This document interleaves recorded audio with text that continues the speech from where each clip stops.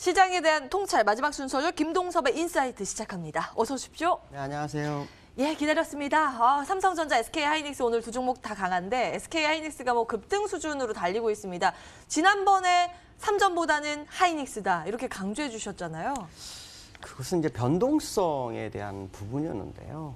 사실 이제 두 번째 이슈에서 할 말씀을 드리려고 했던 부분인데 두 번째 이슈 먼저 갈게요. 두 번째 이슈는 시장에서 분위기가 좋아지니까 나오는 뉴스가 있습니다. 내년 초까지 상승장 간다. 일반적으로 1월 초에 상승을 많이 했죠. 그다음에 산타랠리라는 용어가 있기 때문에 아마 이 얘기를 많이 하는 것 같습니다. 근데 이제 내년 초까지 가려면 그럼 무슨 종목을 해야 될까 아마 생각을 많이 할 거예요. 근데 제가 가끔 종목군을 말씀드려요. 옛날 자동차 관련주 한번 쭉 얘기할 때 그다음부터 쭉 갔죠. 그다음에 삼성전자 말씀드린 적 있었고 또 SK하이닉스 지금 다시 또 말씀드리는데 만약에 내년에 상승장이 있다면 if입니다. 그러니까 있다면 전기전자 업종에 투자를 해야 되겠죠. 그렇지만 전기전자 업종에서 갈 만한 종목은 아마도 일반인들은 삼성전자 아마 접근하기가 쉽지 않을 거예요. 물론 5만 원대니까 가능하다 생각하겠지만 물량이 너무 많습니다. 물량이 많으면 정말 큰 재료가 아니면 가는데 굉장히 버겁습니다. 그러면 이 이전에 물량이 가장 많았던 게 SK하이닉스였거든요. 근데 SK하이닉스가 오히려 물량이 적은 거죠. 그렇다면 변동성이 많이 들어오면 오히려 가능성이 굉장히 높다는 생각을 해야 되겠죠. 그래서 SK하이닉스 앵커도 말씀하셨지만 기술적인 부분에 있어서는 상당히 긍정적인 부분이 있습니다. 이건 지금 주봉을 띄워드렸는데요. 월봉으로 보면은 일단 전고점이 97,000원이 보이긴 해요. 97,000원. 그럼 지금 대비로 10,000원 정도가 여력이 있는 거죠. 근데 만약에 연초까지 상승한다면 지수를 끌어올려야 될 거 아니에요. 그러니까 지수를 끌어올릴 수 있는 것 중에 내년에 반도체에 대한 얘기가 굉장히 많잖아요. 업황이 개선되고 있다. 그렇다면 먼저 움직일 만한 종목들에서는 그 장비업체라든가 그 관련 업종들을 봐야 되겠잖아요. 그러면 삼성전자하고 SK하이닉스 두 종목 어느 가 좋냐? 당연히 삼성전자 좋죠.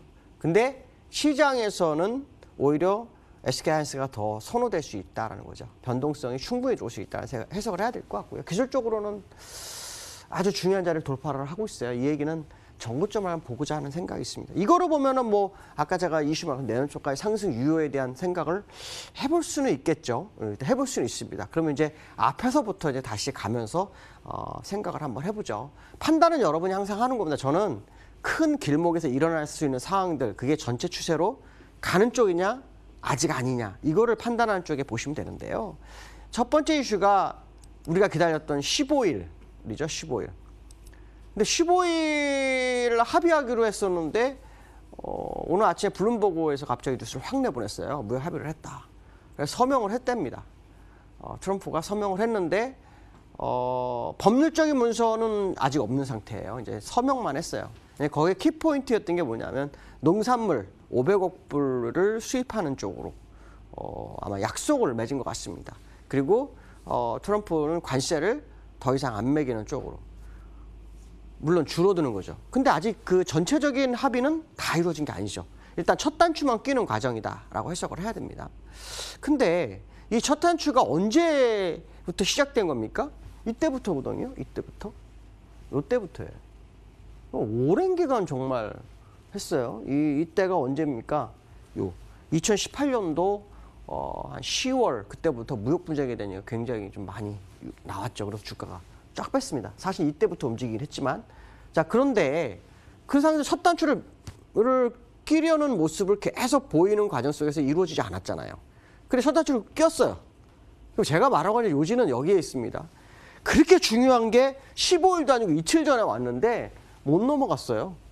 이게 저는 좀 물론 장 막판쯤에 나왔기 때문에 오늘 밤을 또 봐자 이렇게 얘기한다면 봐야겠죠. 그러나 중요한 것은 뭐냐면 시장의 그 루머는 항상 나오는 법이거든요.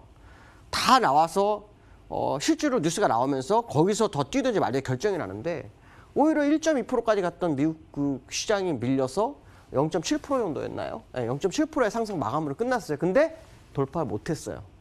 그럼 우리는 이제 돌파가 될지 안 될지를 이제 오늘 밤 보면 알겠죠. 오늘 밤 만약에 좀 늦게 뉴스가 나와서 대응을 못했어. 그러면 오늘 밤에 돌파가 될 거고요. 돌파가 안 되면 rumor에서 뉴스에 파는 게 정말 맞을 수도 있겠다는 생각을 해야 됩니다. 그러니까 이 판단은 여러분들이 해야 되겠지만 결과물은 아직 나오지 않은 상태예요. 왜냐하면 뉴스가 아주 어중간한 상태에 나왔거든요. 장 초반부터 나온 게 아니라 장 중간에 흘러나오면서 막판에 블룸버그에서 합의 서명했다 이렇게 뉴스가 나온 상태입니다. 그래서 시간에가 지금 0.4% 정도 S&P가 오르고 있는데 이게 막판까지 반영이 돼서 오늘 밤에 어떤 결과가 나올지는 모르나 만약에 돌파하지 못하고 밀려버리면 루머에서 뉴스에 파는 상황이 벌어지는 거고 만약에 돌파가 되면 새로운 영역에 대해서 한번 좀 공부를 해볼 수 있는 상황이 아닐까라는 생각을 해봐야 될 것 같습니다.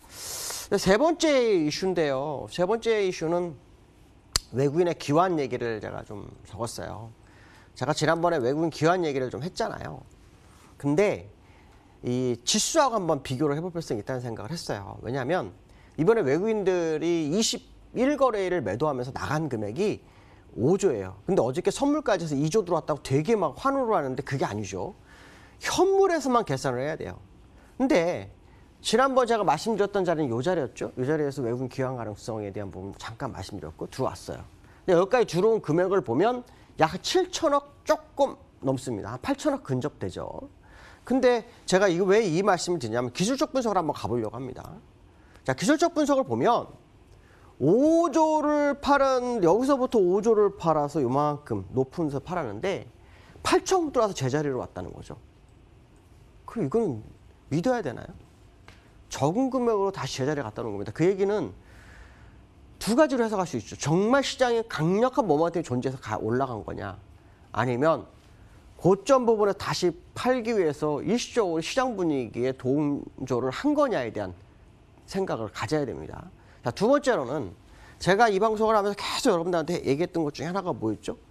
혹시 기억하시는 분들 있을 거예요. 갭상승. 또 4개 나왔습니다. 4개. 절대 한 개를 놓고 가는 건 있어도 4개를 놓고 가는 경우가 없습니다. 이게 또 4개가 들어왔어요. 이게 지금 너무 아이러니한 거고. 그다음에 세 번째 이제 하나 더 있다면 제가 여러분들 방송할 때 지난번에 그런 얘기를 했어요. 지수가 올라간다면 어디까지 열려 있을까요?에 대한 얘기를 잠깐 지나가면서 했어요. 뭐 거기까지는 갈 수 있어요. 그 자리가 기억은 나시는지 모르겠지만 2171포인트였거든요. 기억하시는지 모르겠어요. 근데 지금 그 근처까지 그대로 올라왔어요. 그러니까 지금 이 자리는 어쩌면 외국인들이 완전한 기환인지 아닌지는 좀 더 확인해야 됩니다. 왜냐하면 적어도 지금 지수가 이만큼 오를 때까지 외국인들은 나간 금액의 절반은 들어왔어야 되거든요. 최소 2조 5천억 이상은 들어왔어야 돼요. 선물 들어왔죠. 그 선물은 의미 없습니다. 선물은 언제든지 털고 나갈 수 있거든요. 현물 기준으로 봐야 됩니다. 현물 기준으로는 너무 금액이 작아요. 너무 작기 때문에 시장에서 분위기를 띄우고 싶어도 이 외국인이 갑자기 돌변하게 되면 얘기는 달라지는 상황이 발생합니다. 그래서 외국인들은 계속 금액을 줄인 상태이기 때문에 완전한 컴백이라고 하기에는 좀 어렵다. 자, 그렇다면 네 번째 갭까지 난 요번 상황. 이게 지금 몇 번째입니까? 세 번째입니다. 네 번째 갭이 세 번째입니다. 이게 무슨 말이냐면 여기서 네 번째 갭 한 번 있었죠? 그 다음에 다시 무너졌다가 다시 네 번째 갭을 더 있었죠? 다시 무너졌다가 지금 다시 네 번째 갭입니다. 그러니까 3~4번에 도래했기 때문에 주의 있게 시장을 좀 볼 필요성이 있는 상황이 아니냐라는 생각을 해봐야 될 것 같습니다. 오늘 여기까지 하겠습니다. 감사합니다. 네, 앞서 김농섭의 인사이트에서 잘 정리해 주셨죠. 미중 무역 협상 관련해서 구체적인 발표 내용은 현지 시간 13일, 그러니까 우리 시간으로는 오늘 밤, 내일 새벽 정도에 발표가 될 예정입니다. 추가적으로 이제 1차를 지나서 2차 협상이 문제인데요. 지금 대선 이후로 넘어갈 가능성이 좀 점쳐지고 있어서 이 점은 좀 염두에 두셔야겠습니다. 교역량이 감소할 것이다, 뭐 어떤 우려감이 언제 다시 튀어나올지 모르니까요. 남은 오늘 장도 MTN과 함께 한 주의 마무리 잘 하시기 바라겠고요. 여기서 인사드리겠습니다. 오늘도 함께해 주신 여러분 고맙습니다.